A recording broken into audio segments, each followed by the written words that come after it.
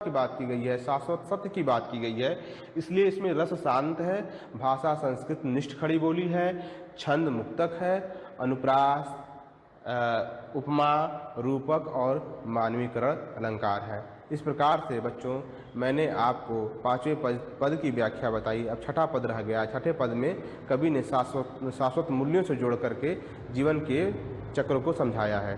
धन्यवाद।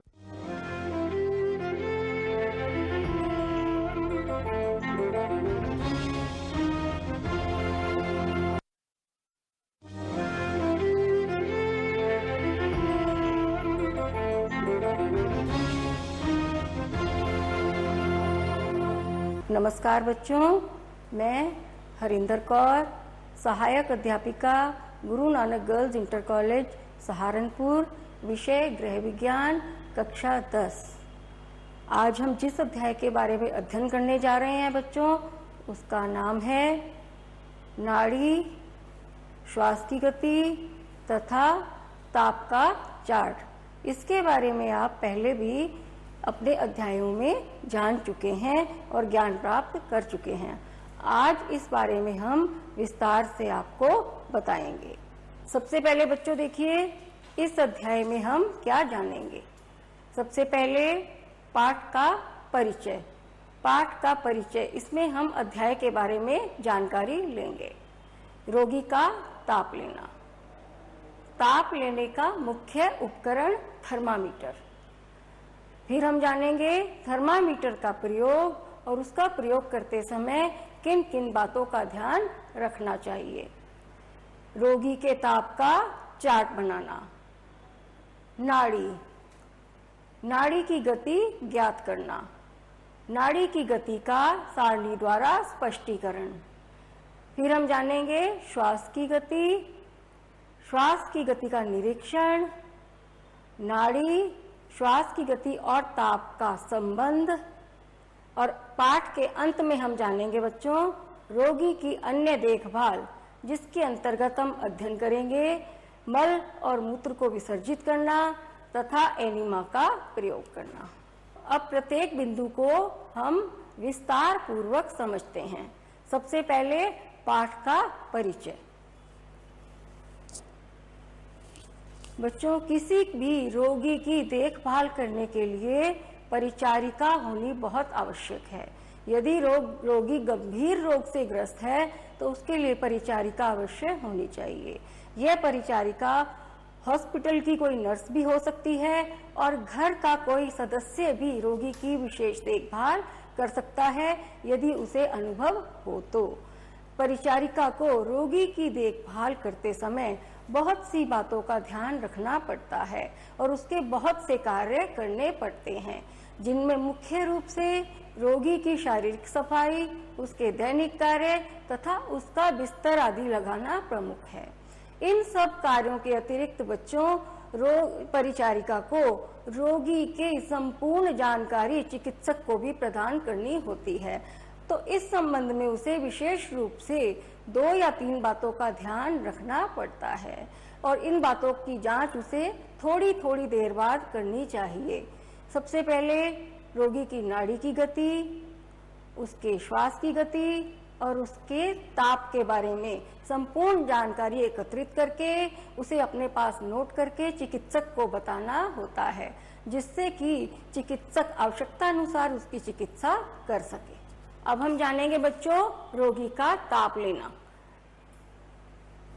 रोगी का ताप लेना, परिचारिका को यह ज्ञात होना चाहिए कि रोगी का ताप कितने कितने समय बाद लेना है तथा कैसे लेना है।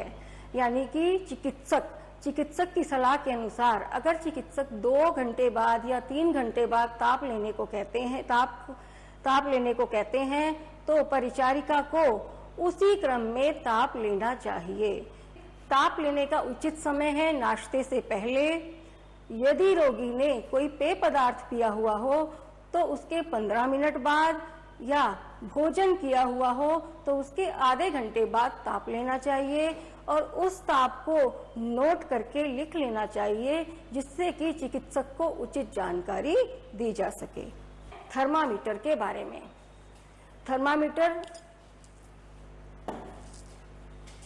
थर्मामीटर हर घर में होता है, जिसके द्वारा बुखार को नापा जाता है या ज्ञात किया जाता है कितना टेम्परेचर बॉडी का हमारा बढ़ रहा है। ठीक है बच्चों, ये देखिए पहला थर्मामीटर डच वैज्ञानिक डैनियल गैब्रियल फारेनहाइट द्वारा बनाया गया था। यह इस सिद्धांत पर कार्य करता है कि गर्मी से थर्मामीटर में पारा फैलता है। थर्मामीटर एक विशेष प्रकार का उपकरण होता है। यह कांच की एक नली होती है, ये आप चित्र में देख रहे हैं, जिसके एक सिरे पर घुंडी होती है। ये देखिए बच्चों, ये बनी हुई है घुंडी। इसमें पारा भरा रहता है जो एक पतली नली के अगले सिरे तक बढ़ सकता है। इसमें स्थान स्थान पर चिन्ह लगे रहते हैं जो कुछ थर्मामीटरों में डिग्री फारेनहाइट और कुछ में डिग्री सेल्सियस की इकाइयों में बटे रहते हैं। पारे की नली तथा बल्ब के बीच में एक बहुत संकरा या पतला सा रास्ता होता है, जिससे होकर पारा बल्ब में केवल ताप बढ़ने पर नली में फैलता है। आपने जाना बच्चों थर्मामीटर के बारे में। थर्मामीटर एक ऐसा यंत्र है जिसके द्वारा हम बुखार की सही स्थिति या शरीर के ताप की सही स्थिति को हम पता कर सकते हैं। थर्मामीटर में पारा भरा होता है जो तभी फैलता है जब गर्मी लगे। शरीर का तापमान बढ़ने पर हम थर्मामीटर लगाते हैं और उस स्थिति में पारा फैलता है, जिससे हमें शरीर के सही ताप का अनुमान हो जाता है। आइए बच्चों, अब जानते हैं थर्मामीटर के प्रयोग के बारे में कि इसे हम कैसे प्रयोग करेंगे। बुखार होने से शरीर की गर्मी से थर्मामीटर में पारा चढ़ता है। थर्मामीटर को 1 मिनट के लिए बगल में, मुंह में या नवजात शिशु की गुदा में रखें। इससे शरीर का तापमान पता चल जाता है। गुदा का तापमान मुंह के तापमान से 1 डिग्री अधिक होता है। आइए बच्चों, अब जानते हैं थर्मामीटर का प्रयोग करने में किन किन बातों का या सावधानियों के बारे में। थर्मामीटर का प्रयोग करते समय उसको करने से पहले उसको अच्छी प्रकार से धो लेना चाहिए, चाहे पानी से या निसंक्रमित घोल से। इसके बाद जिस व्यक्ति का शरीर का ताप हमने नापना है, अगर उसको पसीना आ रहा है तो उसका पसीना पोंछकर उसके कुछ देर के पश्चात थर्मामीटर से उसका तापमान लेना चाहिए। थर्मामीटर से तापमान लेते समय बच्चों इसे आराम से लगाना चाहिए और निकालना भी आराम से चाहिए। जिस व्यक्ति के मुंह में थर्मामीटर लगाया जाए उससे जीभ के नीचे लगाकर 2 या 3 मिनट तक रोगी व्यक्ति को मुंह बंद करने के लिए कहना चाहिए तथा 2 या 3 मिनट हो जाने के बाद थर्मामीटर निकालकर शरीर के तापमान का ज्ञान ले लेना चाहिए। एक स्वस्थ व्यक्ति का सामान्य ताप 98.4 डिग्री फारेनहाइट होता है। यदि शरीर का तापमान थर्मामीटर में इससे ज्यादा आए तो इसे बुखार आने की स्थिति माना जाता है। ऐसी स्थिति में चिकित्सक की सलाह अवश्य लेनी चाहिए। अब जानते हैं बच्चों रोगी के ताप का चार्ट हम कैसे बनाएंगे। रोगी के ताप का चार्ट बनाने की आवश्यकता क्यों पड़ती है?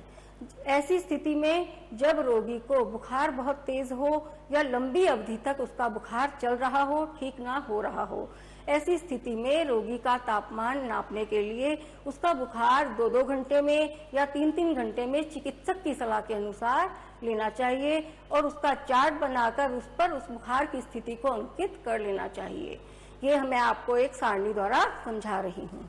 आइए बच्चों, अब आगे हम ताप के बाद जानते हैं नाड़ी के बारे में। नाड़ी जिसे हम नब्ज या पल्स भी सामान्य भाषा में कहते हैं। नाड़ी हम घड़ी देखकर प्रति मिनट इनकी संख्या को ज्ञात कर सकते हैं, इसी को हम नाड़ी कहते हैं। बच्चों बुखार आने पर जब हम डॉक्टर के पास जाते हैं तो डॉक्टर सामान्य तौर पर हमारे माथे पर हाथ रखकर बुखार चेक करते हैं या हमारी कलाई के पास 2 उंगलियां रखकर नब्ज को जांचते हैं, जिससे उन्हें बुखार की स्थिति का पता चल जाता है कि नब्ज तेज चल रही है या कम चल रही है। इसे अगर चिकित्सा विज्ञान की भाषा में जाने तो हृदय की धड़कन के कारण धमनियों में होने वाली हलचल को नाड़ी या नब्ज कहते हैं। इस नाड़ी की धड़कन को शरीर में हम कई स्थानों पर अनुभव किया जा सकता है, जैसे गर्दन पर, कलाइयों पर, घुटने के पीछे, कोहनी के भीतरी भाग में हम नाड़ी की धड़कन का अनुभव कर सकते हैं। आइए बच्चों, आगे हम जानते हैं नाड़ी की गति के बारे में।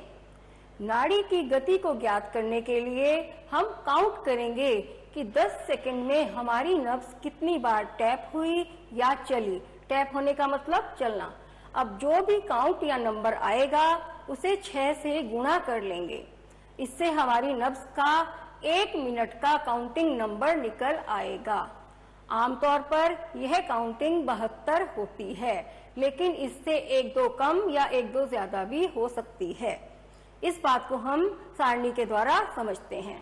देखिए बच्चों, नाड़ी की प्रति मिनट गति शिशु अवस्था में 132 से 140, जब बच्चे की आयु 1 वर्ष की होती है तो 115 से 130, जब 2 वर्ष की आयु होती है तो 100 से 115, 3 वर्ष की आयु होने पर 95 से 105 तक, 4 से 7 वर्ष की आयु होने पर 90 से 100 और 8 से 14 वर्ष की आयु होने पर 85 से 90, 15 से 41 वर्ष के व्यक्ति की 75 से 85 तक, सामान्य स्त्री की 77 से 85, सामान्य पुरुष की 72 से 80 और 42 वर्ष से अधिक के व्यक्ति की 60 से 70 तक होती है।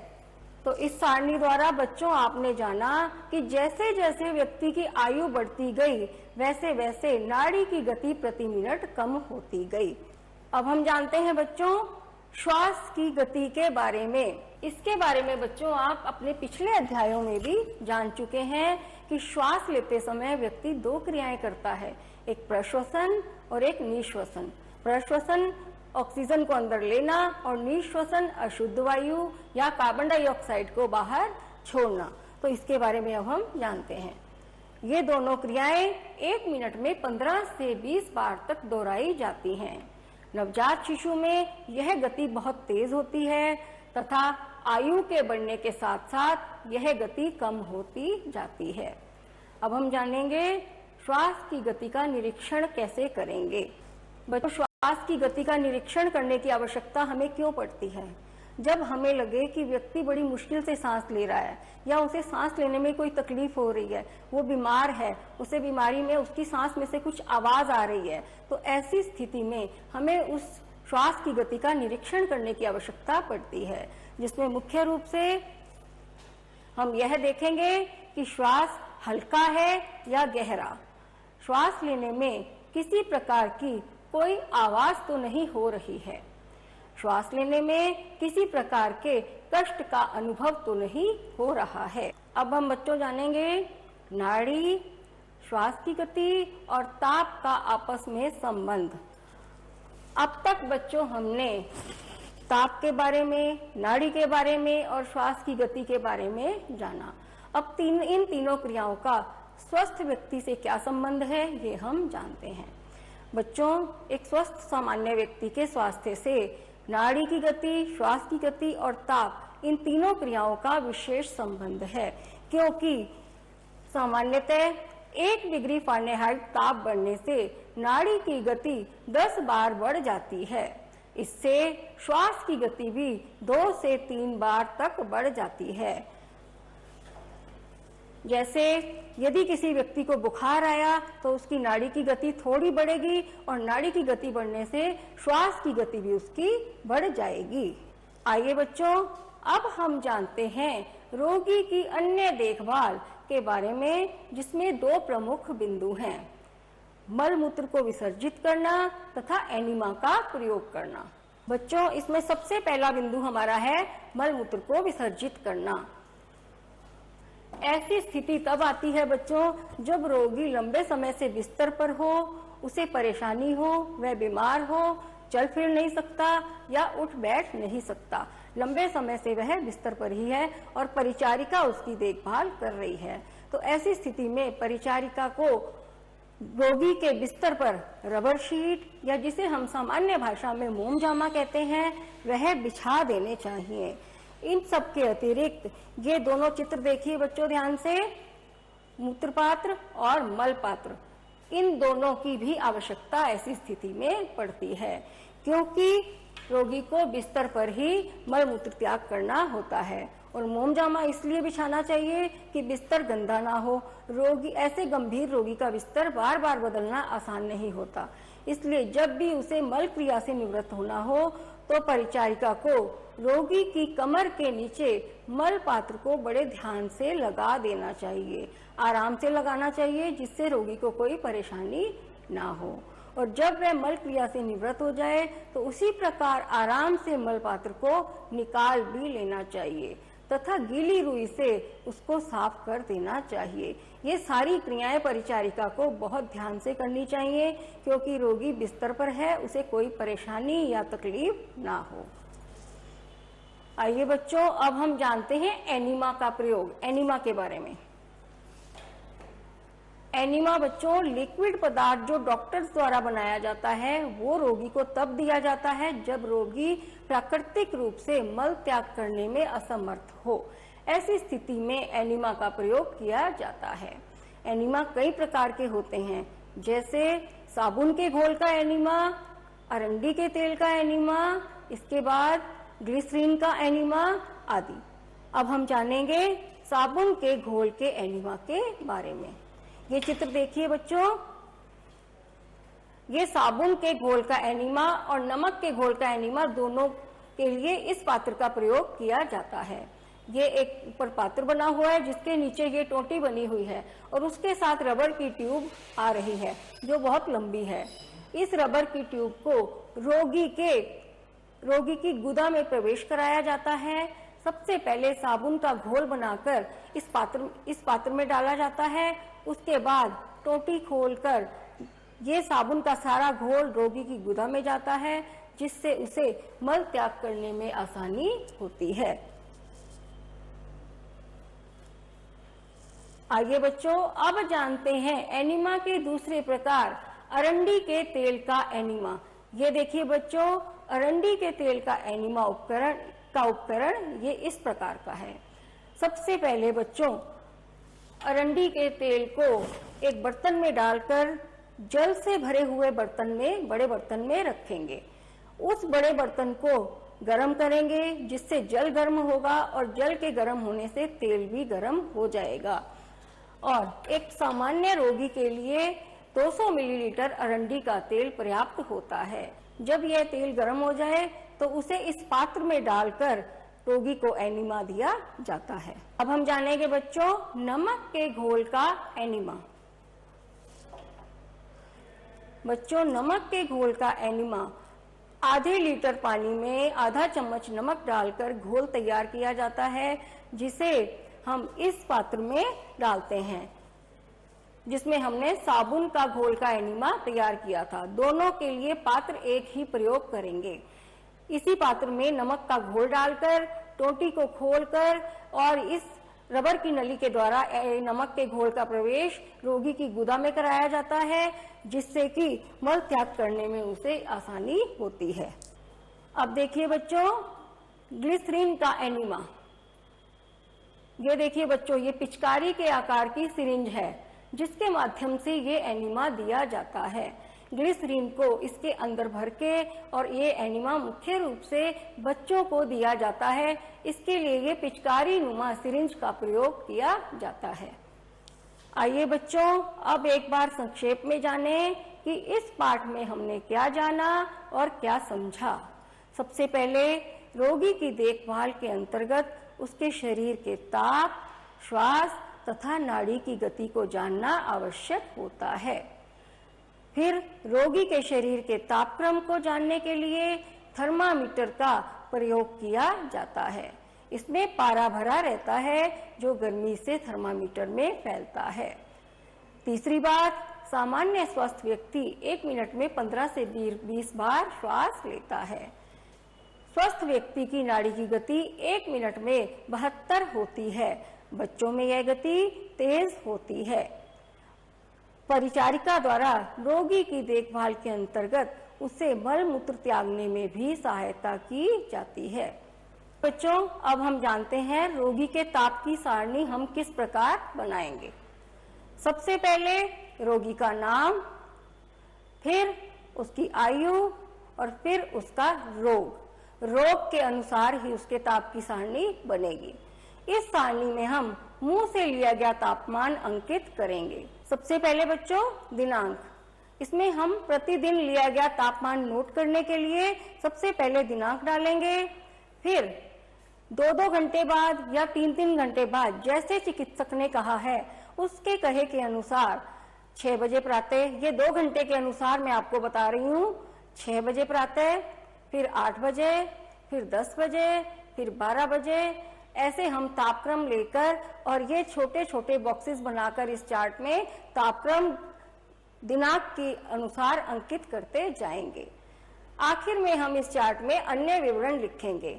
अन्य विवरण के अंतर्गत बच्चों हम प्रतिदिन का रोगी का खाने पीने के बारे में लिखेंगे कि जो डॉक्टर ने उसे खाने पीने को कहा वो उसने खाया पिया, उसे हजम हुआ, उसे उल्टी या दस्त तो नहीं आए और इसके अतिरिक्त उसे कोई और परेशानी तो नहीं हुई। तो इस प्रकार बच्चों हम रोगी का ताप का चार्ट बनाएंगे। आइए बच्चों अब एक बार संक्षेप में हम ये जानें कि इस पाठ में हमने क्या जाना और क्या समझा। सबसे पहले रोगी की देखभाल के अंतर्गत उसके शरीर के ताप, श्वास तथा नाड़ी की गति को जानना आवश्यक होता है। दूसरा, रोगी के शरीर के तापक्रम को जानने के लिए थर्मामीटर का प्रयोग किया जाता है, जिसमें पारा भरा रहता है और गर्मी से थर्मामीटर में फैलता है। सामान्य स्वस्थ व्यक्ति 1 मिनट में 15 से 20 बार श्वास लेता है। स्वस्थ व्यक्ति की नाड़ी की गति 1 मिनट में लगभग 72 होती है। छोटे बच्चों में यह गति तेज होती है। परिचारिका द्वारा रोगी की देखभाल के अंतर्गत उसे मल मूत्र त्यागने में सहायता की जाती है। अब बच्चों जितना हमने आज काम किया, जितना हमने आज पढ़ा, उसी के आधार पर आपको गृह कार्य दे रही हूँ जो आपने अपनी उत्तर पुस्तिका में भी करना है। और ध्यान से देखिए, इस पाठ में जो आपने जाना और समझा उसी के आधार पर आप अपनी नोटबुक में तापमान का चार्ट बनाएंगे तथा नाड़ी की प्रति मिनट गति गिनने का अभ्यास करेंगे।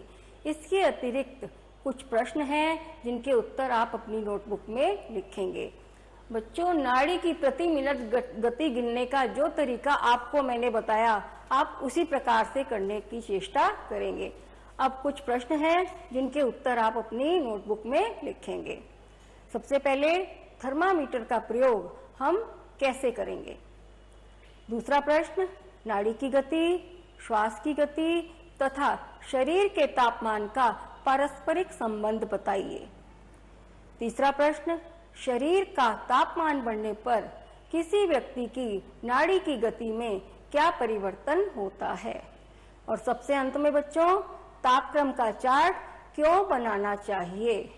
आशा करती हूँ बच्चों जो आज की कक्षा में आपको पढ़ाया गया और समझाया गया वो आपको अच्छी तरह समझ में आ गया होगा। तो जो आपको गृह कार्य दिया गया है उसे आप अपनी उत्तर पुस्तिका में ध्यानपूर्वक करेंगे। धन्यवाद।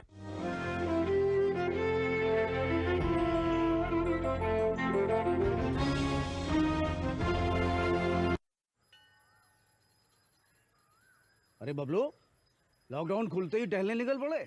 महामारी अभी फैली हुई है। सरपंच जी टहलने नहीं, काम पे वापस जा रहे हैं। तुझे डर नहीं लगता वायरस पकड़ लेगा? पहले थोड़ा बहुत डर लगता था, फिर पता चला कि अगर मैंने पूरी सावधानी बरती तो ये बीमारी होने की संभावना कम है। सबसे महत्वपूर्ण है ये मास्क। काम पर मास्क हमेशा पहनूंगा, समय समय पर हाथ धोता रहूंगा और दूसरों से हर वक्त कम से कम 2 गज की दूरी बनाए रखूंगा। खुद को, दूसरों को और अपने परिवार वालों को भी सुरक्षित रखूंगा। अरे भाई, मेरी जिम्मेदारी बनती है तुझे चेतावनी देना, सो दे दिया। जब देश के मेडिकल और स्वच्छता कर्मचारी रोज कोरोना वायरस से लड़ने का काम कर रहे हैं तो हमारी भी तो जिम्मेदारी बनती है अपना काम करने की। बबलू, तुझे कुछ हो गया तो? हजारों लोग इस बीमारी को हराकर ठीक हो चुके हैं और अगर किसी कारण मुझे ये बीमारी हो भी जाए तो सरकार ने अस्पताल में हमारे इलाज के लिए पर्याप्त व्यवस्था कर रखी है। ये घबराने का वक्त नहीं, एक दूसरे का हौसला बढ़ाने का वक्त है।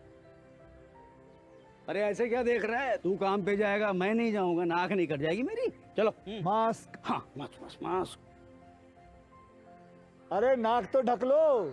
हाँ हाँ। कोरोना वायरस से हमें लड़ाई जारी रखनी पड़ेगी, पर उससे डर कर नहीं, पूरी सावधानी के साथ डट कर चलिए। रुकी जिंदगी को आगे बढ़ाएं, देश को आत्मनिर्भर बनाएं। जय हिंद।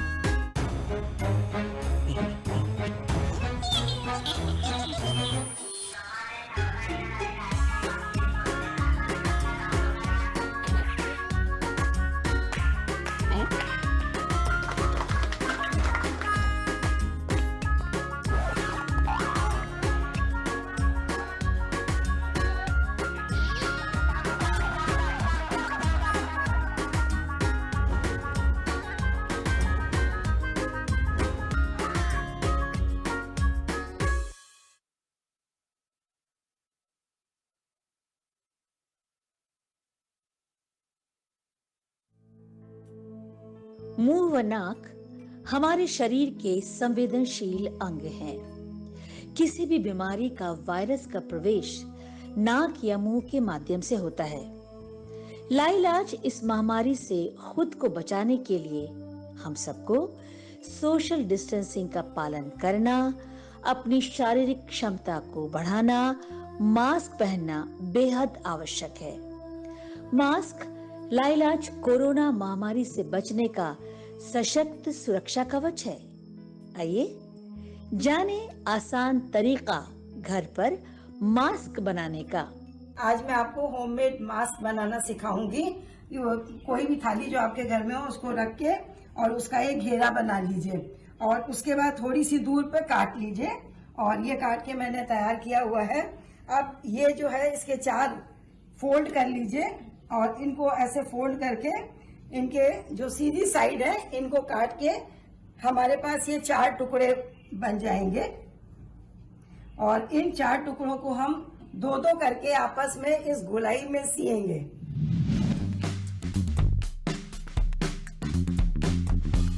तो ये गोलाई में सी लिए हैं मैंने और उसके बाद ये वाला जो है एक गोलाई में सिया हुआ इसके अंदर डाल देंगे और उसके बाद हम साइड में आधा इंच छोड़ के ये सीवन इधर डालेंगे और इधर डालेंगे और इसके बाद हम इसको पलट लेंगे। पलट के हमने इलास्टिक अगर आपके पास है तो ठीक है, नहीं थी तो मैंने होजरी मटेरियल की जो टी शर्ट होती है उसमें से काट के ये बनाई है और इसको हम यहाँ जो खुला हुआ हिस्सा था इसमें रख के और इसमें मशीन लगा देंगे। ये मेरी माँ की मशीन है, 90 साल पुरानी। इसका मैंने इस समय बहुत सदुपयोग किया है और जो हमारे कोरोना वॉरियर्स हैं उनको मैंने बांटे हैं और बच्चों के लिए भी बनाए हैं और सब लोगों को बहुत अच्छा लगा। और इसका एक टेस्ट है कि जो मोमबत्ती है वो बुझनी नहीं चाहिए। फूंक मारने पर, तो मैं फूंक मार रही हूँ, मोमबत्ती नहीं बुझेगी।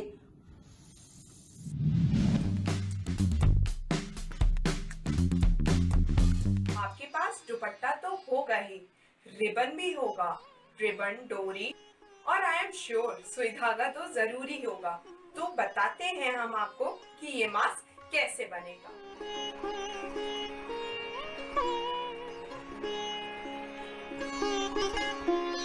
देखिए ये मास्क हो गया रेडी। इसको बनाना कितना इजी है और लगाना भी बहुत ही इजी है।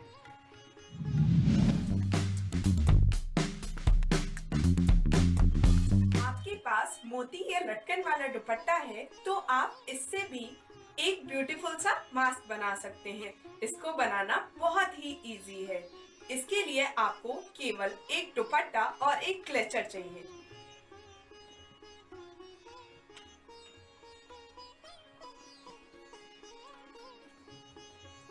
ये हो गया मास्क रेडी। कोरोना से बचिए, फैशन के ताल में ताल मिलाइए और ये ब्यूटीफुल सा मास्क बनाइए।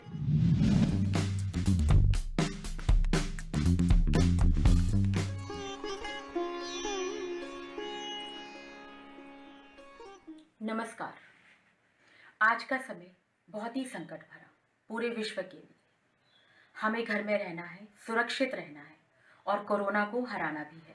अगर हमें बाहर निकलना है बहुत ही मुश्किलों में तो हमें लगाना है मास्क। तो हम बाजार से क्यों खरीदें मास्क, हम खुद बना लें। छोटा सा कपड़े का टुकड़ा और हमने कपड़े की ही बना ली है ये बेल्ट, और घर में सुई धागा तो होगा ही। सिलाई मशीनों कोई ज़रूरी नहीं है। बिल्कुल इस तरह के मास्क बनाइए और रहिए सुरक्षित।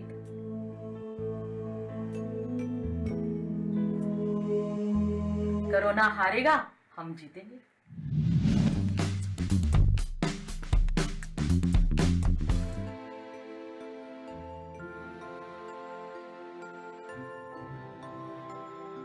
ये एक नॉर्मल पेपर बैग है जो सबके यहाँ आता है आजकल, रोज़ यूज़ होता है।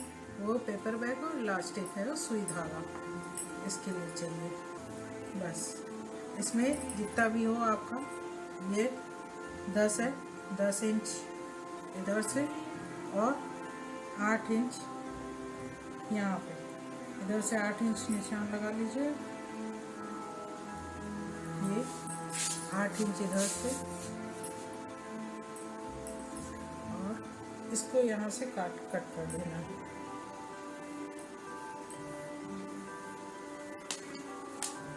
इसको यहाँ से सीधा कट कर लीजिए।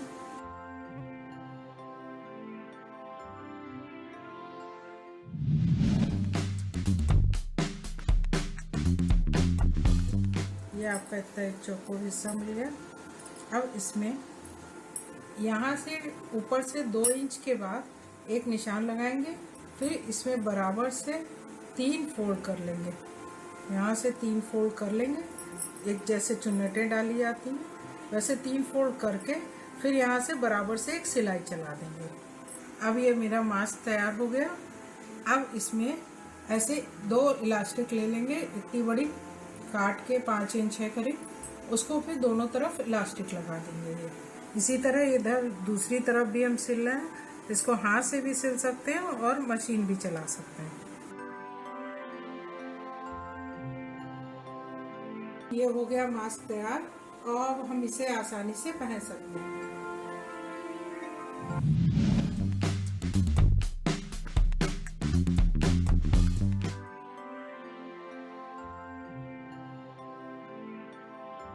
We are making this stylish mask to combat COVID-19. This is crochet.